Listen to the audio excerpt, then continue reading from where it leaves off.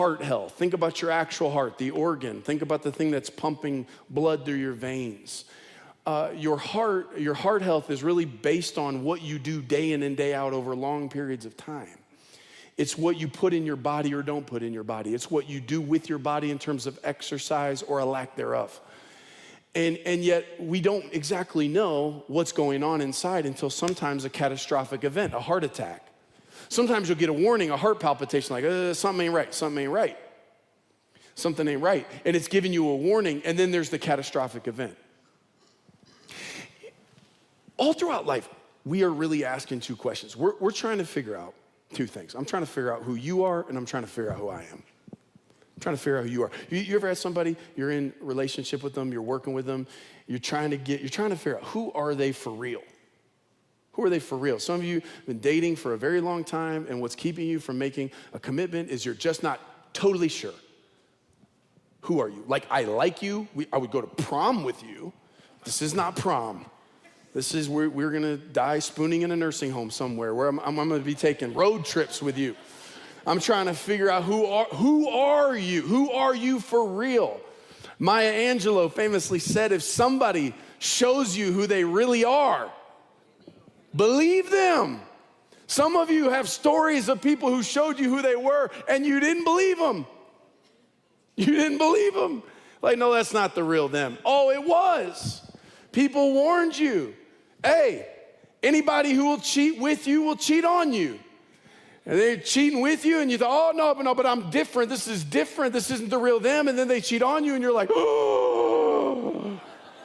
Believe them, we're told. Believe them. You're trying to figure out who they are, but you're trying to figure out who you are. Who am I? Have you ever had a bit of an identity crisis? Right? It says in Proverbs 4, it says, guard your heart above all else. It determines the course of your life. And then Jesus says two different times, essentially, from the abundance of the heart, the mouth speaks. Have you ever had something come out of your mouth and you're like, whoa, that was in there? Who am I? Who am I? Have you ever been in a place you're like, I don't blame them for not trusting me. I don't trust me. I don't blame them for leaving me. I would leave me. Who am I? Am I a good person or not? Who am I? Here's David, a man after God's own heart, a man with such character and depth and power of heart that God was looking for a replacement for the leader of the nation. He's like, there he is. That kind of heart that now has dehumanized people to the place he just takes this woman and does whatever he wants with her. We're asking that question, who am I? And we're asking the question, can we change? Do people change? Do people change? I don't know. It's a tough one. I mean, we're in church, so of course I'm supposed to say, yeah. I'm like, do people change? Not always. Have you ever been in a position where you wanted someone to change more than they did? Have you ever thought, if I just give them some money and I give them some backing, I give them some words of affirmation, give them some support, they're gonna change and a pep talk, and they don't change, they don't change, they don't change. Have you ever questioned whether you can change? Can I change? Have you ever broken promises you made with yourself? More than once? That's why it gets harder over time to believe what God can still do with your life, because you're like, now I have a track record of patterns. I've had relapses. I've tried my best. Can I change? Is it even possible? Here you have David, whose heart is getting worse by the minute. He gets this woman pregnant. He realizes, I have to come up with a plan to cover my tracks. So he does. Comes up with plan A. Plan A is get her husband out of the war, bring him home, get him drunk, have him sleep with her, and now for the rest of the life, he'll think this is his baby. That was plan A. So he gets Uriah off the battlefield, gets him drunk, sends him to the house, and Uriah will not sleep with his wife because he's like, my boys, my comrades are out in battle. I'm not about to come home, get drunk, eat, and sleep with my wife while they're out there suffering. And so he slept on the doorstep. He's like, I'll send me back out to battle. I'm not that kind of dude. Plan A didn't work. Now, David, by the way, this shows us how much he is willing to dehumanize other people because he thought nothing of putting this on Uriah, having Uriah raise his son all his life, thinking it was his own. By the way, putting Bathsheba in a position so for the rest of her life she has to keep a secret from her husband. Do I tell him and walk through that mess? Or do I keep this a secret? And secrets create a wedge in your intimacy. He thought nothing of putting them in this position. He just did it to cover his tracks. It gets dark when you start dehumanizing people. Well, that plan didn't work, so it got darker. He said, I got to dispose of this guy. So he basically comes up with a plan to put Uriah in the hottest part of the battle and pull everybody back and make him a sacrificial lamb. And this is how twisted David, the man after God's own heart, this is how corrupt he became. He came up with the plan, wrote it, sealed it, gave it to Uriah and said, give this to your captain. Uriah, trusting the king, that the king had his best interest in mind, carried his own death plan to the general, and it was executed, and Uriah died. And then we get just maybe the grossest picture is once he dies and word comes back to David, they said, Uriah is dead. He says, oh, well, don't feel too bad about it, guys. You know, the sword gets one guy one day and somebody else the next day. It's just part of life. You know, it is what it is. Tell Joab, the general, don't take it too hard. Get back in the fight. Take the next city. It's all good. Sun will come up tomorrow. What? What have you become?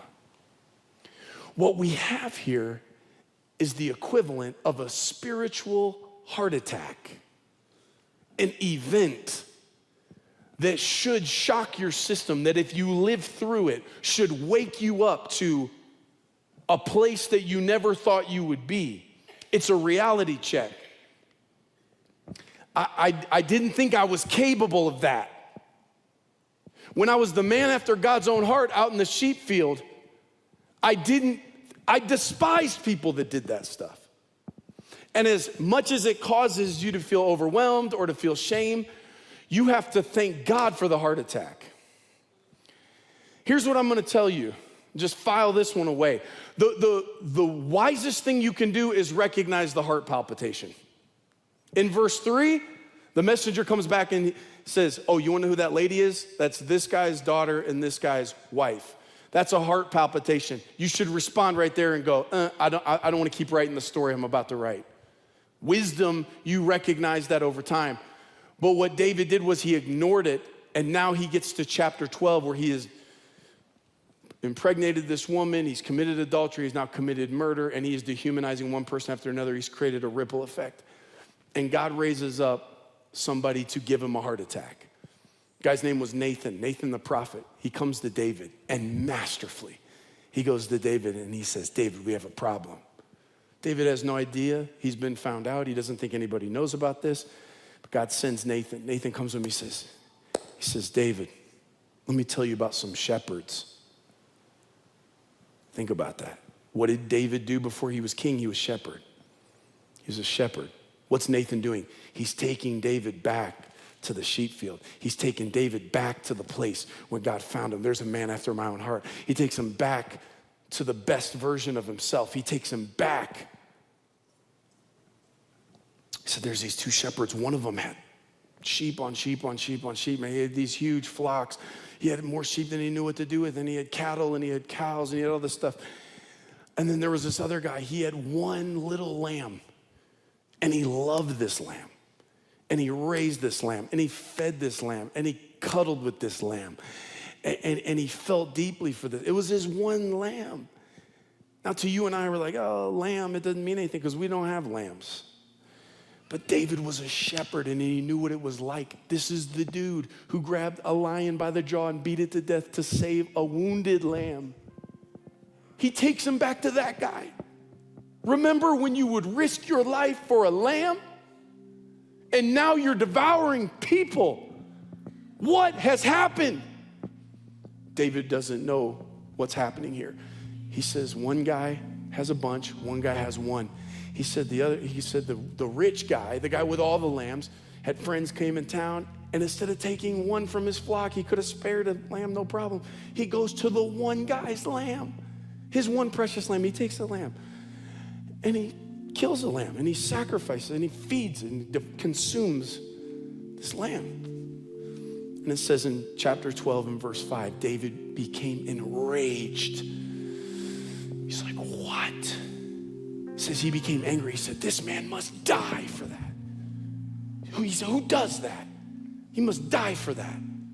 He said, he showed no mercy. He showed no empathy. And Nathan looked at him and said, I'm talking about you.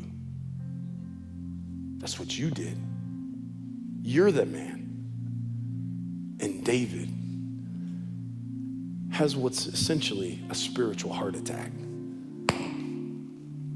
Oh my God. I have become the thing I never said I wanted to be. I have done things I thought I was not capable of. I have little by little, decision by decision, day after day, become something. And now he gets a reality check. Friend, I want to say to you, the natural tendency when you have a catastrophic event like that is to be overwhelmed with shame. But friend, I want to encourage you from the depths of my heart. If God sends a Nathan into your life to intersect the path that you're currently on, to give you a reality check, get on your knees and thank him. It's a gift. It's a gift. Nathan is a gift.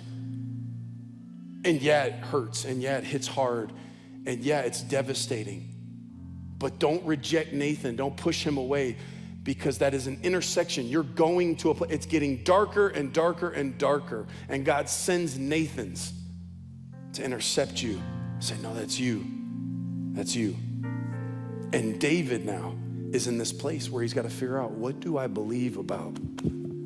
What is my expectation of what God can still do with my life? What am I going to do from here? I had a heart attack and I lived to tell about it. What now? Can I change? And it's in that moment that he writes Psalm 51. Psalm 51 in verse 1 says, have mercy on me, O God, because of your unfailing love. Notice David never stops believing in the unfailing love of God regardless of his failure. Friend, you got to hear that. Part of walking by faith is receiving the unfailing love of God when you're overwhelmed with your own failing. He never stopped believing in that. He said, because of your great compassion, blot out the stain of my sins. I don't want to live the rest of my life stained. I don't want to live the rest of my life feeling like I'm tainted by what I've done. Blot out the stain. He says in verse 2, wash me clean from my guilt, purify me from my sin. For I recognize my rebellion. It haunts me day and night. I can't sleep. And then notice, I think he's still a little bit disoriented in verse 4. Look what he says. Against you and you alone have I sinned, he says. Well, that's not true. David, you didn't just sin against God. You sinned against Bathsheba. You sinned against Uriah. You sinned against yourself. You sinned against the nation that trusted you. You sinned against all kinds of people. You put people in position. The ripple effect is bigger than what you think. And yet he's working, he's repenting. He's trying to figure it out. He gets to verse 10, and this is it right here, man. This is it. This is it. This is where it hinges on what you do after the heart attack, what you do after the event. Am I going to change or am I not? People change. Do they change? No, not always. Sometimes they don't, but they can. You can change. Do you change? I don't know. It's up to you. What do you do now? Now, after the heart attack, after the event. This is what determines. He says in verse 10, create in me a clean heart, O God. Create in me a clean heart. David came to the realization, he had a moment of clarity that the issue and the root of the behavior was in his heart. The very thing that caused God to select him. The very thing he had nurtured over years. From day in and day out, all of a sudden he showed up into a place where his heart had become tainted, sinful, impure, broken. And he recognized, how do I get to a different place? How do I move forward from here? He prayed the right prayer. Create in me, oh God, a clean heart. Notice he says, create in me a clean heart. He didn't just say, clean my heart. He's create. You got to there's some things that be created that weren't there. Create it, Lord. Create in me a clean heart. You cannot change the past, but God can change your heart, and that will change your future. Take that with you today. You cannot change the past. You cannot go back to verse 3 and respond to the palpitation. You can't go back and undo what you did with and to Bathsheba and Uriah and the whole deal. You can't change the past, but God can change your heart, and that will change your future. Raise your expectation about what God can still do.